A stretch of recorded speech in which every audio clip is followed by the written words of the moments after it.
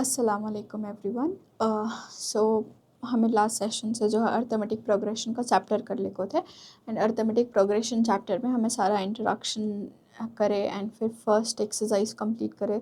5.1 finish हुआ, 5.2 finish हुआ and then 5.3 हमें कर ले को थे जिसमें हमें न्यूमेरिक बेस्ड प्रॉब्लम्स भी सॉल्व करें एंड देन हमें स्टेटमेंट बेस्ड प्रॉब्लम्स कर ले को थे। ठीक है, so this will be the last video of arithmetic progression का चैप्टर एंड जो भी थोड़े बहुत स्टेटमेंट प्रॉब्लम्स इंपॉर्टेंट हैं हम इस सेशन में कवर करता लेंगे एंड बाकी के जो भी रिमेनिंग है वो तुम्हें खुद से ट्राई कर सकती है। ठीक है, तो बाकी कॉन्सेप्ट सब तो सेम है। सो लास्ट सेशन में हमें सिमिलर प्रॉब्लम करे थे, लाइक इसमें क्या है, find the sum of first 15 multiples of 8। तो हमें लास्ट में मल्टीपल्स ऑफ 6 के ही करे थे, राइट। सो ये अगेन ऐसे बेसिस पे ऐसे क्वेश्चन जो होती हैं ये क्वेश्चंस आपको थोड़े इंपॉर्टेंट रहते हैं बिकॉज ये आपको हमारे एनालिटिकल थिंकिंग में आते हैं सो एंड ऐसे क्वेश्चंस जो हैं ज़्यादा पूछने के चांसेस रहते हैं। तो ये इधर तुमना 2 मार्क्स या फिर 3 मार्क्स को आ सकता है। ठीक है, तो ये प्रॉब्लम सॉल्व करेंगे। सो इसमें क्या है, find the sum of first 15 multiples of 8 के 15 मल्टीपल्स जो है वो फाइंड आउट करो कर को बोल रहे हैं। सुनो, सो 8 के मल्टीपल्स हम ना मालूम, 8 के मल्टीपल्स क्या हो सकती, 8 1 ज़ा 8, 8 2 ज़ा 16, 8 3 ज़ा 24, 8 4 ज़ा 32। सो ये आपको पूरे हमारे 8 के मल्टीपल्स होती है, राइट। तो जब तो उन्होंने खाली 8 मल्टीपल्स ऑफ 8 दे डाले, ए का वैल्यू नहीं दिए, डी का वैल्यू नहीं दिए कर को, बिल्कुल तुम्हें घबराने की बात नहीं है बिकॉज तुम्हें जब 8 के मल्टीपल्स लिखती हैं तो तुम्हें ईजीली तुम्हारा ए एंड डी के वैल्यूज हैं वो निकाल ले सकती। सो हमारे 8 के मल्टीपल्स क्या हो सकती, इट इज़ 8 1 ज़ा 8, 8 2 ज़ा 16, 8 3 ज़ा 24, 8 4 ज़ा 32 एंड सो ऑन। मतलब बहुत बहुत रहते हैं, लाइक 15 मल्टीपल्स बोलिए। सुनो, तो यानी कि 15 टर्म्स तक का 15 टर्म्स। सो 8 के टेबल में 15 टर्म्स यानी कि 8 15 तक कितना आता है वो उसका सम फाइंड आउट करने बोल रहे हैं। सुनो, ठीक है, तो अब हमें क्या करेंगे, फर्स्ट वैल्यू हमारा क्या है, ए का वैल्यू विच इज़ 8, देन हमारा डी का वैल्यू क्या है, A2 माइनस A1। सो हमारा डी का वैल्यू हो जाता है 16 माइनस 8। सो आर डी का value is 8, right. 16 minus 8 is 8। तो ए का वैल्यू मिल गया, डी का वैल्यू मिल गया, एन का वैल्यू है हमारे पास which is n is equal to 15। हमारे पास सम फाइंड आउट करने के वास्ते जितने भी वैल्यूज़ नेसेसरी हैं वो वैल्यूज़ जो ही हमें हमारे पास हैं एंड हमें ऐसे ईजिली फाइंड आउट कर सकते। So here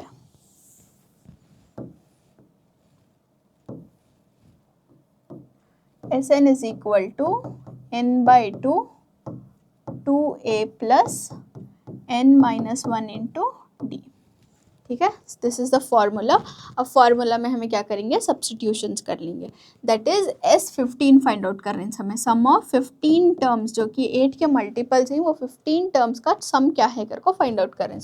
so S15 is equal to 15 by 2 into A का वैल्यू 8 है प्लस एन का वैल्यू 15 है, 15 माइनस 1 एंड 8 का वैल्यू, डी का वैल्यू भी हमारा क्या है, 8 है।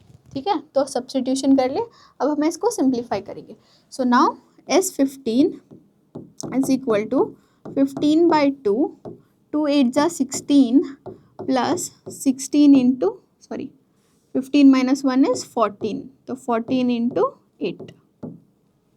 सो S15 is equal to 15 by 2, 16 plus 14 into 8 को मल्टीप्लाई करेंगे। सो 14 इंटू 8, 8 4 ज़ा 32, 8 1 ज़ा 8, 9 10 एंड 11, 112 आया। सो 116 प्लस 112। अब हमें इसको ऐड करेंगे, 116 प्लस 112 ऐड करें तो हमारा क्या आता है, 16 प्लस 112 को ऐड करें तो बेसिकली विल गेट 8 to 128 आया।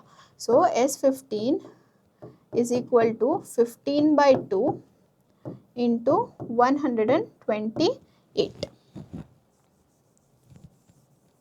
ठीक है, सो अब हमें यहाँ कैंसल आउट कर सकते हैं, 2 1 ज़ा 2, 2 6 ज़ा 12 एंड 2 4 ज़ा 8।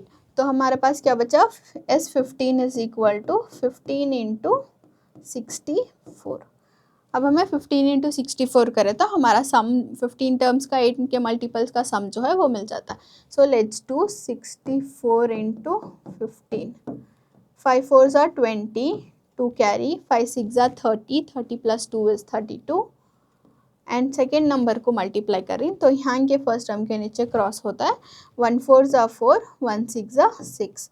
अब इसको हमें ऐड कर रही हूँ तो ये 0 हुआ, ये हो गया 6, ये हो गया 9, 960। सो हमारा S15 कितना हुआ 960, 960 हुआ। बट अगेन ये आपको हमारा एक स्टेटमेंट प्रॉब्लम है। स्टेटमेंट प्रॉब्लम में एक मेजर थिंग जो तुम्हें याद रखना इसका कभी भी तुम्हें क्या करना, कंक्लूजन लिखना। तो कंक्लूजन हमें कैसा लिखती है, देयरफॉर। सेम तुम्हें क्वेश्चन में जो स्टेटमेंट है वो स्टेटमेंट उठा को लिख सकती। The sum of first 15 multiples of 8 is 960. So this is how you do it. Okay. So whenever statement problem है तो जो भी क्वेश्चन में पूछ को ही ना उसका वापस तुम्हें कंक्लूजन एक आंसर में दे डालो, स्टेटमेंट में दे डालो। Next we will move on to another question जो कि अगेन वेरी सिमिलर है, बट अगेन मैं ऐसे टाइप के क्वेश्चन ज़्यादा सॉल्व कर रही हूँ बिकॉज तुम्हें इसको ज़्यादा फोकस करके इस पर ज़्यादा कॉन्सेंट्रेट करे जाए। बिकॉज इसमें तुम ना क्या होता है, ऑलरेडी तुम ना सारे मेथडोलॉजीज एक साथ मिल जाती, सो तुम ना इजीली फाइंड आउट कर लिए जाए तुम्हें कि अगर AN भी पूछे, SN भी पूछे, कुछ भी पूछे तो तुम ना क्या बोलती मेथड मालूम रहता है कि कौन सा मेथड से क्या फाइंड आउट करे जाएगा।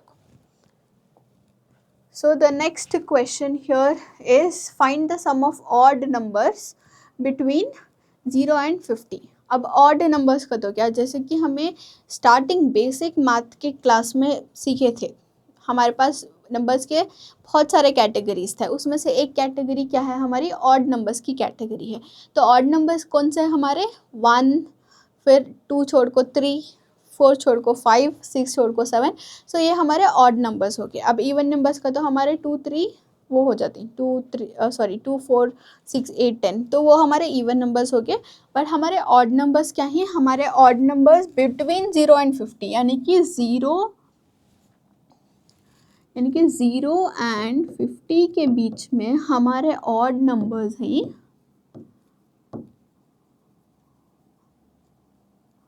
0 तो हमारा ऑड नंबर नहीं है, तो 0 के बाद क्या आता है 1, 1 is our odd number, yes 1 is a odd number. 2 हमारा ऑड नंबर है, नहीं है, बट 2 के बाद क्या आ रहा है 3, 3 is a odd number, yes 3 is a odd number. फिर 4 है, 4 तो नहीं, 5 इज़ अ ऑड नंबर, 6 नहीं, 7 is a odd number, so on till 50। ठीक है, सो ऑन टिल 50 का तो 50 को चेक करना हमें, यानी कि हमारे फर्स्ट स्टार्टिंग नंबर 0 देखो ही एंड लास्ट एंडिंग नंबर 50 देखो ही। तो सो ऑन टिल 50 का तो 50 हमारा ऑड नंबर है, नहीं है, 50 हमारा इवन नंबर है। तो 50 से एक कम, जैसा यहाँ हमें 0 से एक ज़्यादा कर ले को गए, ये साइड हमें क्या करती 50 से एक कम कर ले को जाती। तो 50 से एक कम क्या है 49 है, 49 is our 49 is our odd number, yes 49 is our odd number. तो हमारा लास्ट टर्म भी हमने मालूम है कि इट इज़ 49। ठीक है, तो अब ये सीरीज़ से, ये सेट ऑफ सीरीज़ से हमें क्या कर सकती हैं, हमारे वैल्यूज़ निकाल सकती हैं जो भी हमें फॉर्मूला में सब्स्टिट्यूट करना है, राइट। तो हमारा A का वैल्यू हो गया 1, D का वैल्यू हो गया A2 minus A1, so D is equal to A2 का वैल्यू 3 है, A1 का वैल्यू 1 है, so D is equal to 2, D का वैल्यू 2 मिल गया। एंड हमारे पास क्या है, हमारा N का वैल्यू है विच इज़ 49, राइट। तो अब हमें सम फाइंड आउट करने के वास्ते 0 और 50 के बीच में पहले कितने टर्म्स ही फाइंड आउट करना। जस्ट बिकॉज हमारे पास फर्स्ट टर्म मालूम है, हमारा लास्ट टर्म मालूम है, तो हमें नंबर ऑफ़ टर्म्स भी इजीली फाइंड आउट कर सकते हैं। हमें number of terms find out कर लिए तो हम ना नेविगेट करने ईजी होता है कि सम फाइंड आउट करने के वास्ते हमारे पास पर्टिकुलरली एक नंबर ऑफ़ टर्म्स रहती है, यानी कि हमें इतने टर्म्स का सम फाइंड आउट कर रही हैं कबल को, तो हमारे पास n का वैल्यू रहा तो हमें इजीली जो है सॉल्व कर सकते हैं प्रॉब्लम। सो जब हमारे पास an का वैल्यू है तो हमें nth टर्म का फॉर्मूला यूज़ करके n का वैल्यू फाइंड आउट कर सकते हैं। That is an is equal to a plus n minus 1 into d। ठीक है। तो ए एन का फॉर्मूला यूज़ करके एन टर्म फाइंड आउट करेंगे। सो हमारे पास ए एन की वैल्यू है विच इज़ 49, ए का वैल्यू है विच इज़ 1 प्लस एन का वैल्यू नहीं है हमें, तो एन फाइंड आउट कर रहे हैं। सो डी का वैल्यू क्या है हमारे पास 2 है। अब एन को छोड़कर हमारे पास बाकी के सारे वैल्यूज ही, तो हमें क्या कर सकते हैं, इजीली हमें एन का वैल्यू यहाँ जो है फाइंड आउट कर सकते हैं। सो दिस इज़ 49। अब ये +1 अगर इक्वल्स के हम इधर लिए तो ये -1 हो गया, यहाँ हमारा बचा n-1 into 2। So 49 - 1 is 48 is equal to n-1 into 2। तो इसको just for convenience n-1 into 2 इधर लिख रही हूँ एंड 48 जो है वो राइट साइड लिख रही हूँ, बिकॉज हमें जो भी फाइंड आउट कर ले आने आले को ही वो हमारे कभी भी लेफ्ट साइड में थे, तो उसके वास्ते जस्ट चेंज इट। सो अब हमारा यहाँ n-1 है, ये 2 जो है वो मल्टीप्लिकेशन के टर्म्स में है, तो वो इक्वल्स के इधर गया तो क्या होता है, डिवीजन में चले जाता है। तो अब हम इसको डिवाइड कर सकते हैं, 2 1s are 2, 2 2s are 4 and 2 4s are 8। तो हमारा n-1 का वैल्यू क्या मिला, n-1 is equal to 24। So n-1 हमारा 24 मिलेगा। अब हमें क्या करना, n इज इक्वल टू -1 को वहाँ शिफ्ट करेंगे। सो n इज इक्वल टू 24, -1 अगर इधर गया तो वो हो गया +1। So n is equal to 25। n is equal to 25, got it.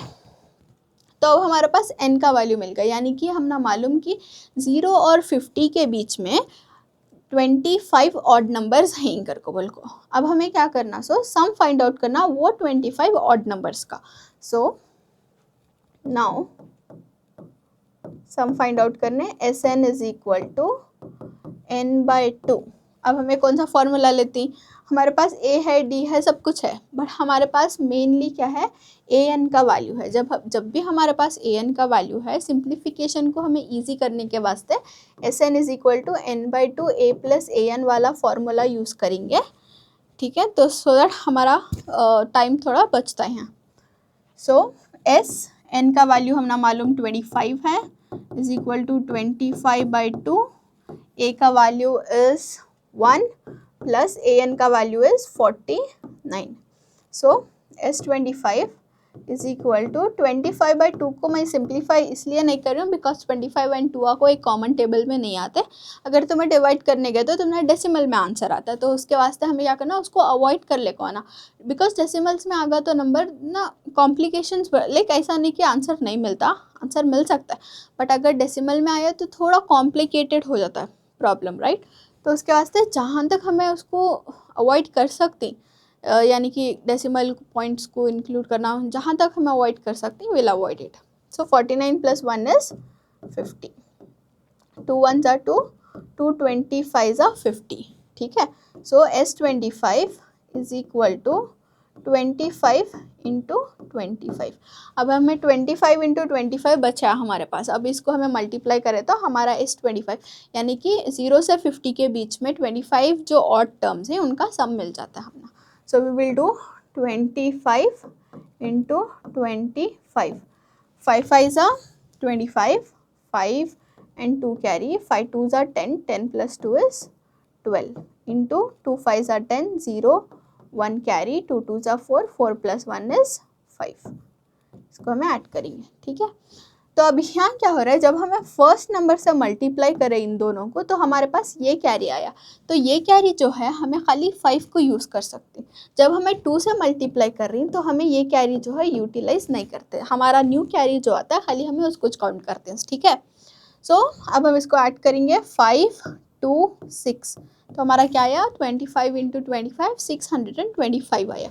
So are S25 is 625।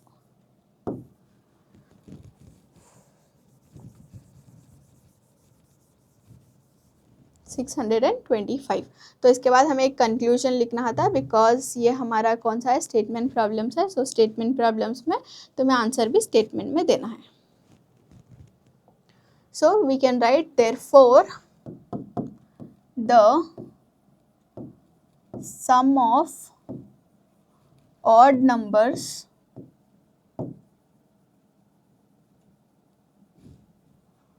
between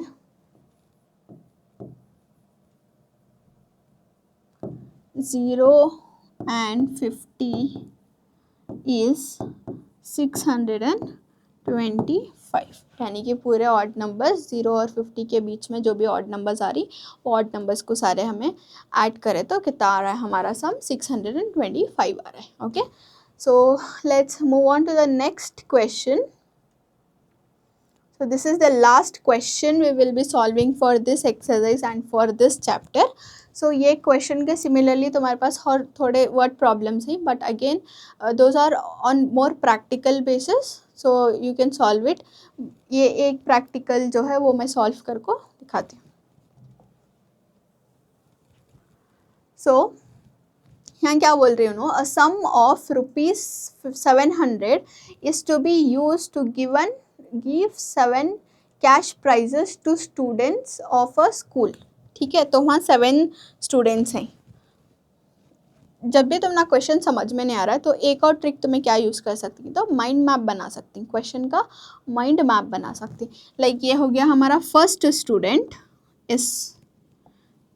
S1 लिखिए, ये हमारा फर्स्ट स्टूडेंट, ये हमारा सेकेंड स्टूडेंट, ये हमारा थर्ड स्टूडेंट, ये हमारा फोर्थ स्टूडेंट, ये हमारा फिफ्थ स्टूडेंट, सिक्स्थ स्टूडेंट और सेवन्थ स्टूडेंट्स, यानी कि 7 स्टूडेंट्स हैं इधर को बोलिए ना. ठीक है, उससे पहले क्या बोलिए, sum of 700 rupees is to be used, यानी कि 700 रुपीज़, राइट. तो 700 रुपीज़ यूज़ कर को इन सबको क्या है प्राइजेस देना कर को है. सो give 7 cash prizes to students of the school for their overall academic performance. academic performance यानी कि अच्छे रिजल्ट के वास्ते उन्होंने पहले 7 स्टूडेंट जो कि फर्स्ट से 7 तक का रैंक कौन से स्टूडेंट्स आको हैं वो स्टूडेंट्स को कैश प्राइज देना.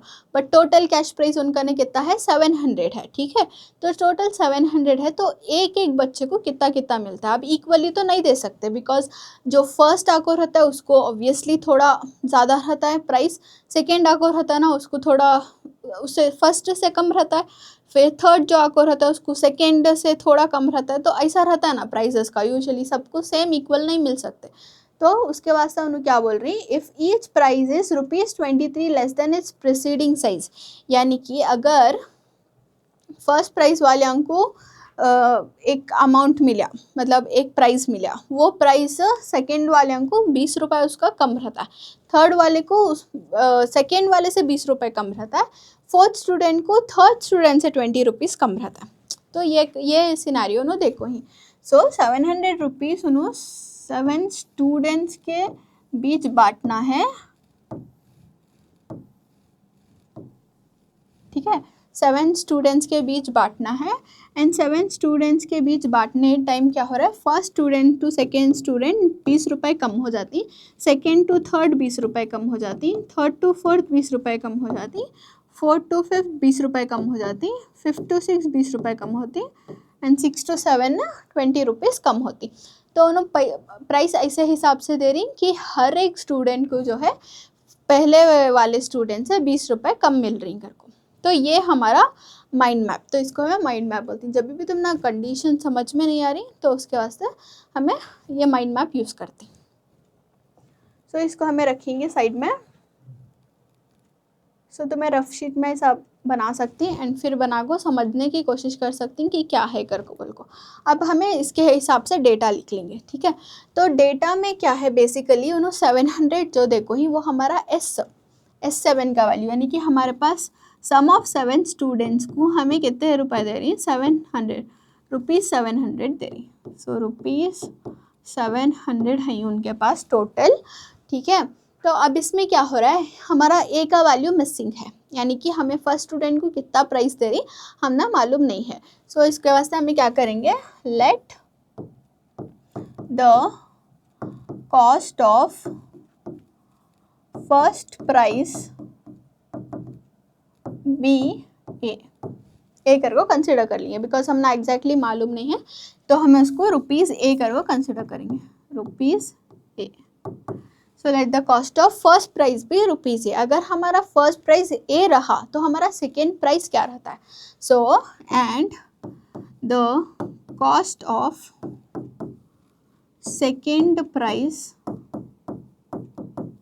बी रुपीज़ ए माइनस 20, जैसा कि हमें माइंड मैप में देख सकते हैं फर्स्ट इससे सेकेंड इसको 20 रुपये कम मिल रही। तो अब हमें फर्स्ट स्टूडेंट को ए इतने पैसे मिलेगा ना, सेकेंड स्टूडेंट को क्या होता है वत्ते में से 20 रुपीज़ कम मिलती, राइट, वत्ते में से 20 रुपीज़ कम मिलती। एंड अगर हमें थर्ड इसका देखें, the cost of third price B rupees, अब थर्ड प्राइस क्या है, सो सेकेंड प्राइस वाले से 20 रुपीज़ कम है। अब हमारा सेकेंड प्राइस वाले का कितना है, ए माइनस 20 है, उससे भी 20 रुपीज़ कम आ रहा है हमारा थर्ड प्राइस वाले का प्राइस। सो ये कितना हो जाता है, रुपीज़ ए माइनस 20 माइनस इंटू माइनस हमारा प्लस हो जाता है, तो ये ए माइनस 40 हो जाता है। सो थर्ड प्राइस वाले को ए माइनस 40 होता है, फोर्थ प्राइस वाले को ए माइनस 40 होता है, ए माइनस 60 होता है, फिर ए माइनस 80 होता है, ए माइनस 90 होता है, ए माइनस 100 होता है, राइट। सो वो हायरार्की हमें फॉलो करती है। अब इसमें से हमें पूरे में देखें तो हमारा कॉमन फिक्स्ड नंबर जो कि हमें ऐड या सब्ट्रैक्ट कर रही वो कौन सा है, माइनस 20 है। तो हमारा डी का वैल्यू क्या हो गया, हमारा डी का वैल्यू हो गया माइनस 20, राइट।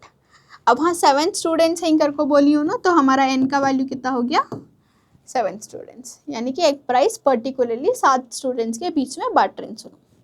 सो अब हमें डेटा पूरा कलेक्ट कर लिया, हमें क्वेश्चन को अच्छे से अंडरस्टैंड कर लिया। अब हम ना मालूम कि हमें क्या फाइंड आउट करना है, हमें क्या फाइंड आउट करना है कि एक स्टूडेंट को कितना प्राइस मिल रहा है, यानी कि हर स्टूडेंट्स को कितने कितने प्राइजेस मिल रही कर को बोल को हमें फाइंड आउट करना। सो उसके वास्ते हमें सम ऑफ इन टर्म्स का फॉर्मूला यूज़ करेंगे।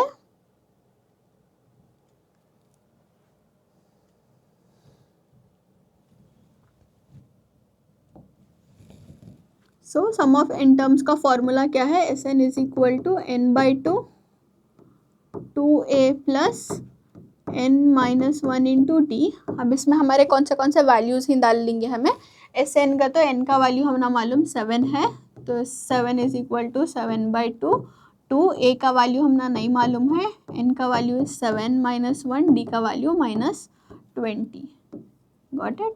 सो नाउ S7 का वैल्यू भी हमने मालूम, सम देखो ही हो 700 कर को, तो 700 is equal to 7 by 2a plus 6 into minus 20।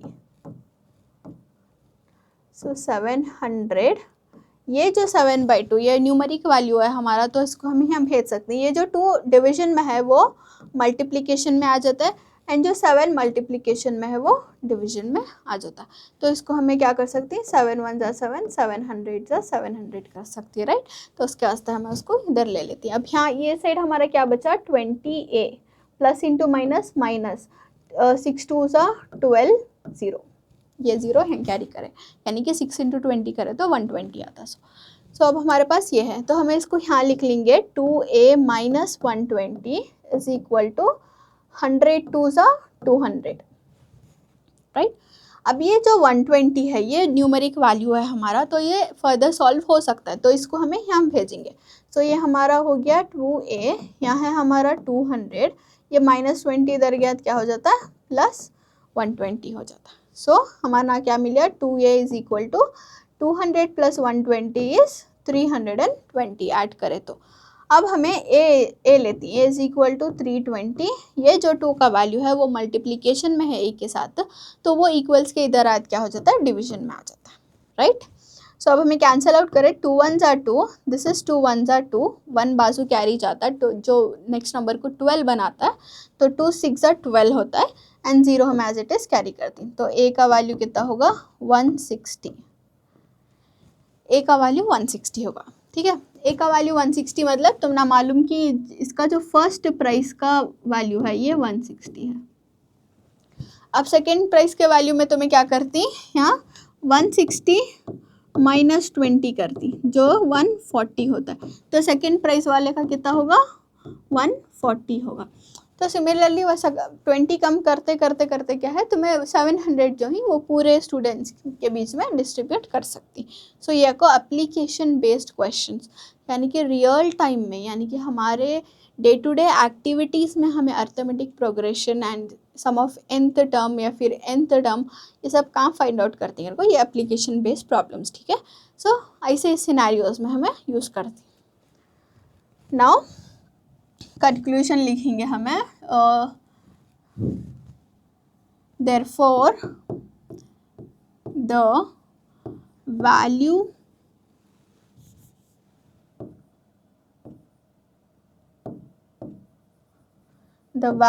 of each of the price was, सो क्या था, पहले वाले का तो हमने मालूम कि 160, दूसरे वाले का 160 में 20 कम करो तो सेकेंड प्राइस हो गया हमारा 140, 140 में से 20 कम करो तो हमारा थर्ड प्राइस हो गया 120, 120 में से 20 कम करो तो हमारा फोर्थ प्राइस हो गया 100, 100 में से 20 कम करो तो हमारा फिफ्थ प्राइस 80 हो गया, 80 में से फिर 20 कम करे तो 60, 60 में से फिर 20 कम करे तो 40, 1 2 3 4 5 6 7 7 स्टूडेंट्स के 7 प्राइजेस, यानी कि फर्स्ट प्राइज़ वाले को ये हमारा स्टूडेंट 1 को क्या मिलता है, फर्स्ट जो आया उसको 160 रुपीज़ मिलती, एंड ये सारे रुपीज़ में हिंस, ओके 160 रुपीज़ मिलती, एंड सेकेंड जो आया उसको 140 रुपीज़ मिलती, थर्ड जो आया उसको 120, फोर्थ जो आया उसको 100, फिफ्थ को 80,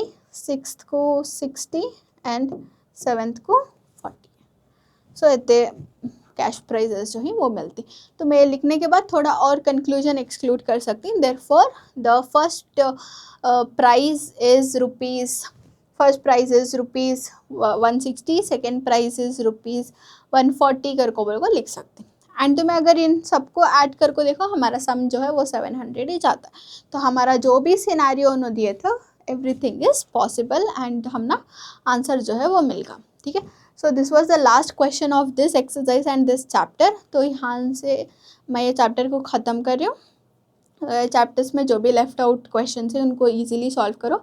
एप्लीकेशन बेस्ड प्रॉब्लम्स भी होती हैं ऐसे थोड़े interesting, I guess it's like mostly 1 या 2 रहती, so you solve it and scenario कौन सा भी हो, ठीक है, you should be able to solve it. Just let's do a quick revision on this chapter कि हमें स्टार्टिंग से अब तक क्या करें। So we started with introduction. Introduction में बेसिकली हमें क्या कवर करें, इंट्रोडक्शन एंड फर्स्ट एक्सरसाइज में हमारा फर्स्ट पार्ट क्या था चैप्टर का, फर्स्ट पार्ट ये था कि हमारा स्टैंडर्ड फार्मूला, एपी का स्टैंडर्ड फार्मूला जो है वो हमना मालूम रहना। So standard form of AP, तो एपी का स्टैंडर्ड फॉर्म क्या था,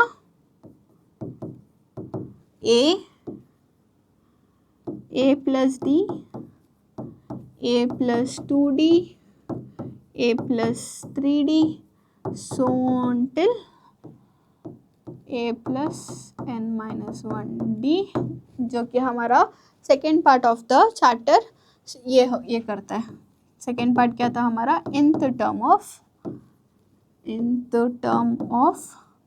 AP, nth term of AP, जिसमें हमें फॉर्मूला क्या पढ़े, an is equal to a plus n minus 1d के ऊपर बेसिस पर सारे प्रॉब्लम्स जो इन सॉल्व करें। इसमें हमें an फाइंड आउट करें, a फाइंड आउट करें, n फाइंड आउट करें, d फाइंड आउट करें, यानी कि हर कंपोनेंट जो है वो हमें इसमें फाइंड आउट करें। And third part of the chapter क्या था हमारा, sum of nth term, sum of nth term of AP था, जिसमें हमारे पास 2 फॉर्मूले थे again, one is S N is equal to n by 2, 2a plus n minus 1 into D था, एंड एक और फॉर्मूला था हमारा S N is equal to n by 2 a plus A N.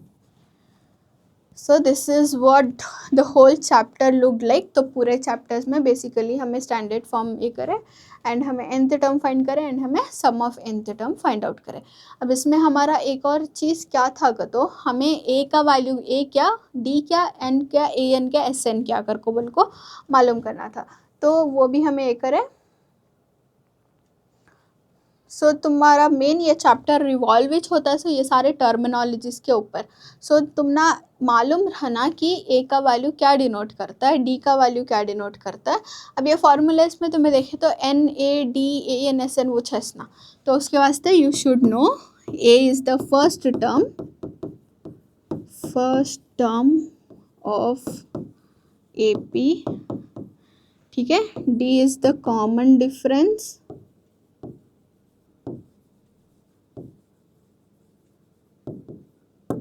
of AP, then n is the number of terms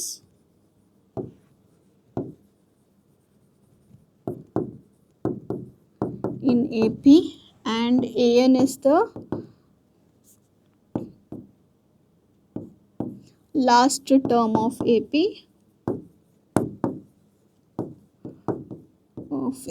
and SN is the sum of n terms of AP.